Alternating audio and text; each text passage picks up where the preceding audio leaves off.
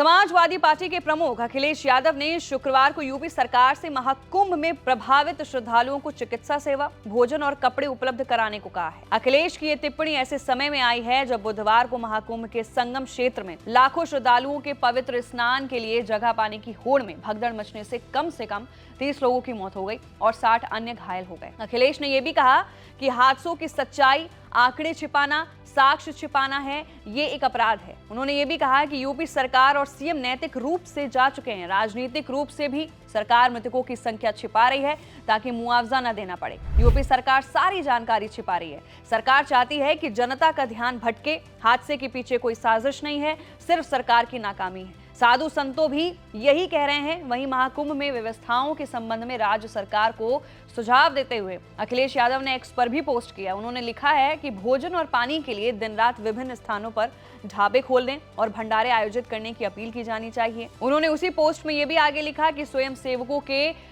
2 पहिया वाहनों के माध्यम से दूर दराज के क्षेत्रों में फंसे लोगों तक राज्य भर से चिकित्सा और पैरामेडिकल कर्मचारियों को पहुंचाने की व्यवस्था की जानी चाहिए।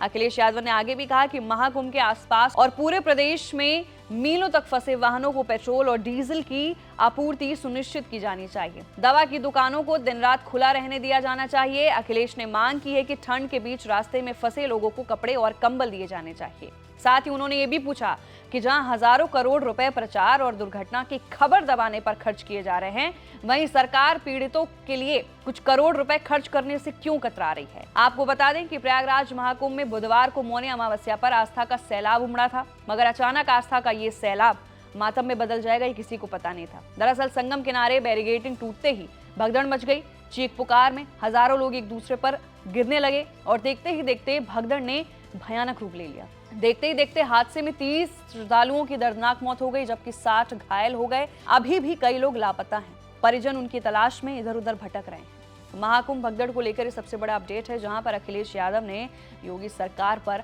हमला करते हुए ट्वीट किया है। मैं थी आपके साथ वंशिका सिंह और आप देख रहे हैं एबीपी लाइव।